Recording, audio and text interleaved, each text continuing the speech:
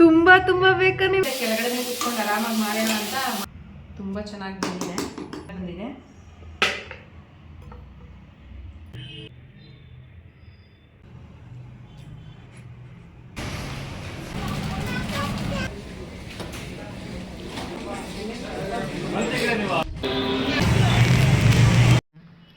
Hi hello ನಮಸ್ತೆ, welcome back to Pavitra YouTube channel.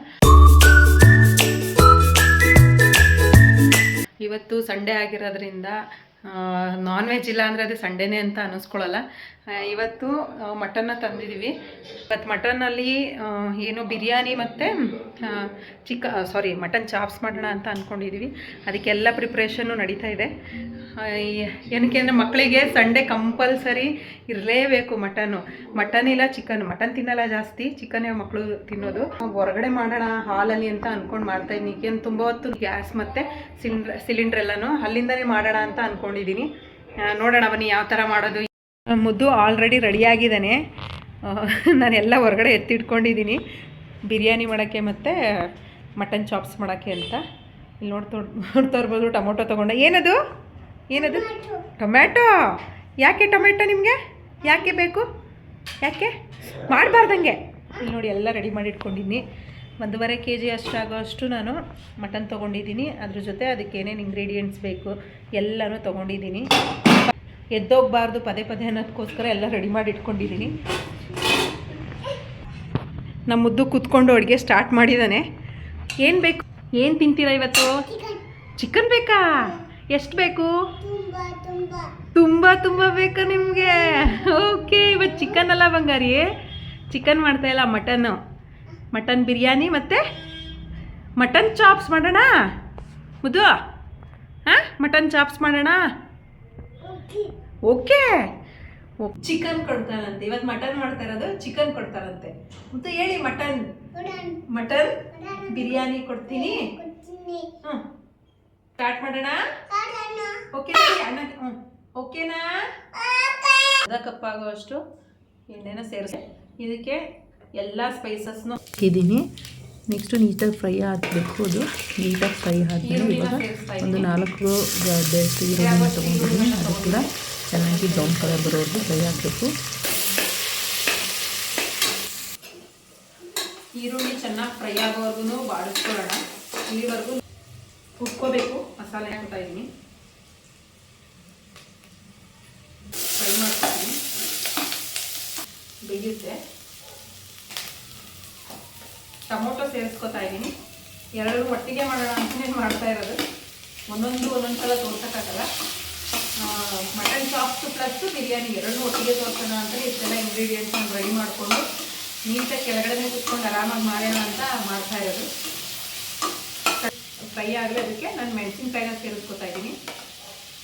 ಶುಂಠಿನ ತೊಗೊಂಡಿದ್ದೀನಿ, ಹಾಗೆ ಇದು ಬೆಳ್ಳುಳ್ಳಿ ಕೂಡ ತೊಗೊಂಡಿದ್ದೀನಿ. ಫ್ರೈ ಆಗ್ತಾ ಇರಲಿ. ಇವಾಗ ನಾನು ಇದಕ್ಕೆ ಶುಂಠಿ ಬೆಳ್ಳುಳ್ಳಿ ಪೇಸ್ಟ್ನ ಬಿರಿಯಾನಿಗೆ ರೆಡಿ ಮಾಡ್ಕೊತೀನಿ. ಇವಾಗ ನಾನು ಇದಕ್ಕೆ ಮೆಣಸಿನ್ಕಾಯಿನ ಸೇರಿಸ್ಕೊತಾ ಇದ್ದೀನಿ. ಮೆಣಸಿನ್ಕಾಯಿ ಹಾಕಿರಲಿಲ್ಲ, ಮರ್ತಿದೆ.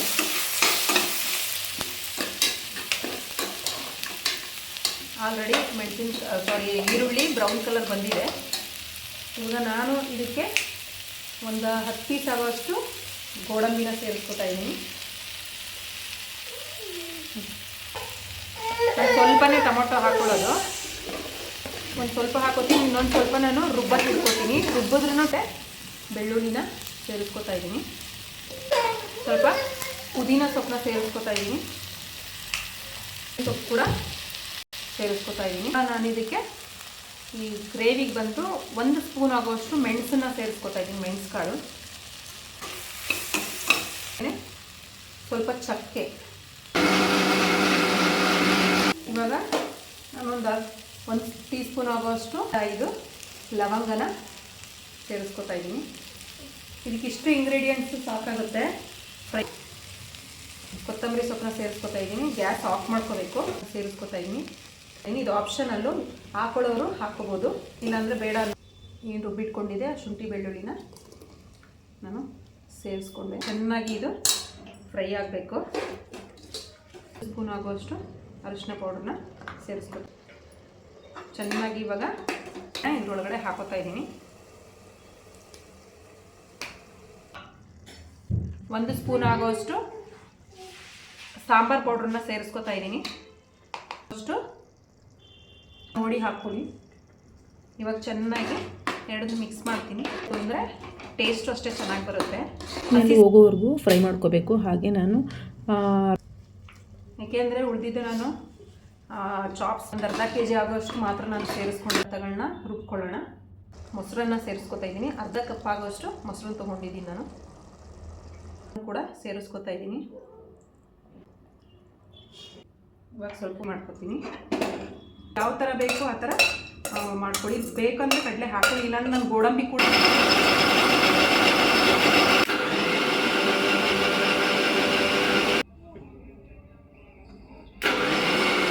ಈ ರುಬ್ಬಿಟ್ಟಿರುವಂತಹ ಮಟನನ್ನು ಸೇರಿಸ್ಕೊತಾ ಇದ್ದೀನಿ.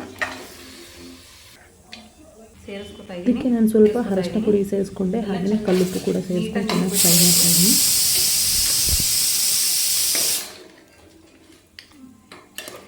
ಚಿಕನ್ ಚಾಪ್ಸ್ಗೆ ಇವಾಗ ನಾನು ಹುರಿದು ರೆಡಿ ಮಾಡಿ ಇಟ್ಕೊಂಡಿರೋಂತಹ ಖಾರನ ಸೇರಿಸ್ಕೊತಾ ಇದ್ದೀನಿ. ಚೆನ್ನಾಗಿ ಮಿಕ್ಸ್ ಮಾಡಿಕೊಂಡು ನಾನು ಒಂದು 2 ವಿಷಲ್ ಹೊಡೆಸ್ಕೊತೀನಿ. ಕೊತ್ತಂಬರಿ ಸೊಪ್ಪನ್ನು ಸೇರಿಸಿ ಈಗ ಲಿಡ್ನ ಕ್ಲೋಸ್ ಮಾಡ್ತೀನಿ. ಇವಾಗ ನಾನು ಇದನ್ನ ನೀಟಾಗಿ ಮೊಸರು ಹಾಕೋದು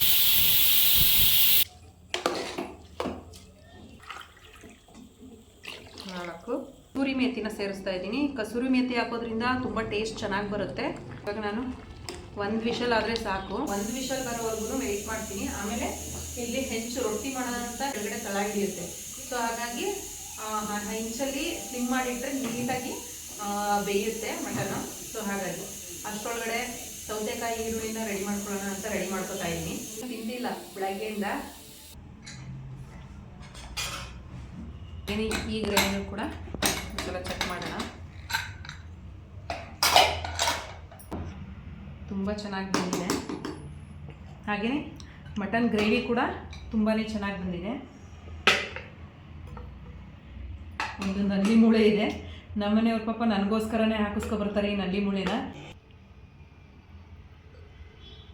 ಎಷ್ಟು ಚೆನ್ನಾಗಿ ಪೀಸ್ಗಳು ಎಷ್ಟು ಚೆನ್ನಾಗಿ ಕಾಣಿಸ್ತಾ ಇದ್ದಾವೆ ನೋಡ್ತಾ ಇರ್ಬೋದು.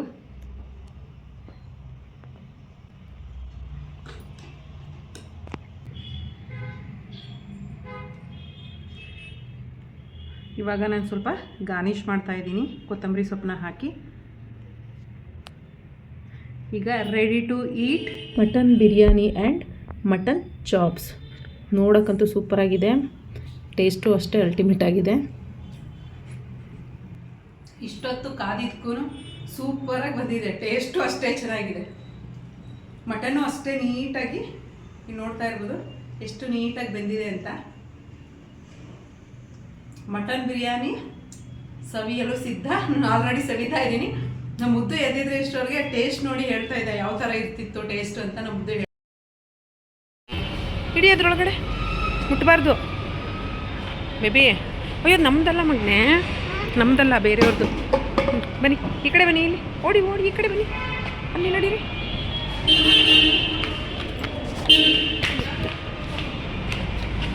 ಇಲ್ಲಿ ಹೋದು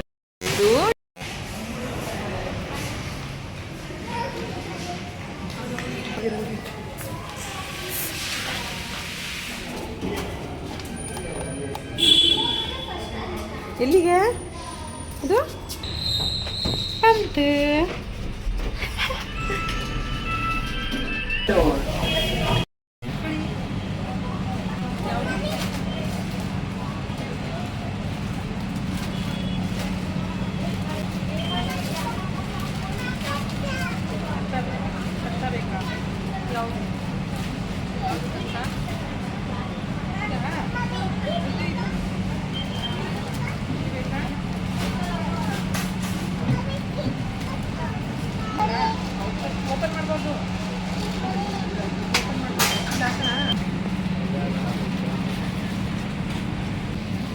ಮಧ್ಯಾಹ್ನ ಎಲ್ಲ ಊಟ ಮಾಡಿಕೊಂಡು ಸ್ವಲ್ಪ ಮನೆಯಲ್ಲಿ ಸಾಮಾನುಗಳು ಖಾಲಿಯಾಗಿತ್ತು. ಸೊ ಹಾಗಾಗಿ ಡಿಮಾರ್ಟ್ಗೆ ಹೋಗಿ ಶಾಪಿಂಗ್ ಮಾಡೋಣ ಅಂತ ಬಂದ್ವಿ.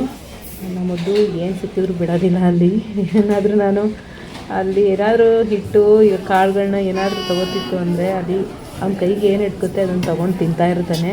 ಕಡಲೆ ಬೀಜ ಆಗಿರ್ಬೋದು, ಬೆಲ್ಲ ಆಗಿರ್ಬೋದು, ಕಡಲೆ ಆಗಿರ್ಬೋದು. ಅವ್ರು ನೋಡಿದ್ರೆ ಬೈತಾರೆ. ಅವನು ಕಳ್ತನ ಮಾಡ್ತಾನೆ, ಮೆತ್ತಗೆ ಎತ್ಕೊಂಡು ಕೈಲಿ ಇಟ್ಕೊಂಡಿರ್ತಾನೆ. ನೋಡಿ ಅಲ್ಲಿ ಎಷ್ಟೊಂದು ಕೈಲಿ ಇಟ್ಕೊಂಡಿದ್ದಾನೆ ಕಡಲೆ ಬೀಜನ.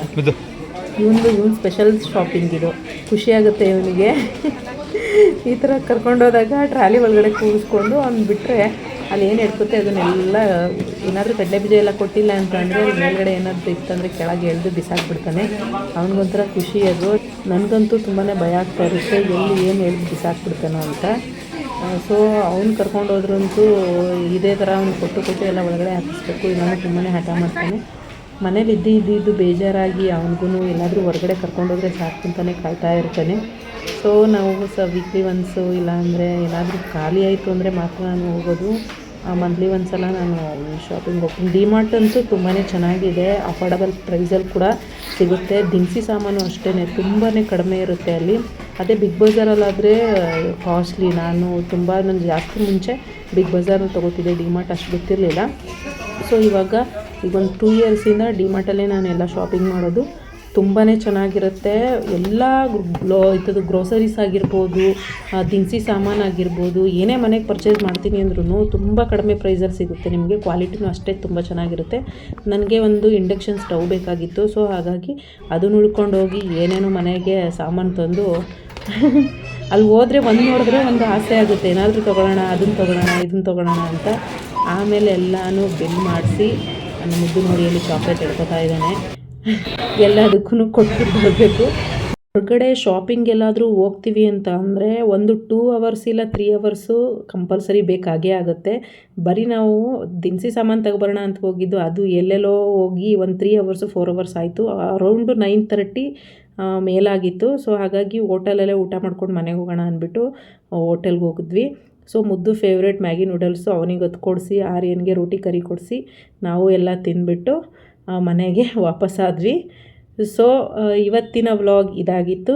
ಈ ವಿಡಿಯೋ ನಿಮಗೆ ಇಷ್ಟ ಆಗಿದ್ದರೆ, ನನ್ನ ಚಾನಲ್ಗೆ ಯಾರಾದರೂ ಹೊಸಬರಾಗಿದ್ದರೆ ಸಬ್ಸ್ಕ್ರೈಬ್ ಮಾಡಿಕೊಂಡು ನನ್ನ ಚಾನಲ್ನ ನೋಡಿ, ಲೈಕ್ ಮಾಡಿ, ಶೇರ್ ಮಾಡಿ. Thank you.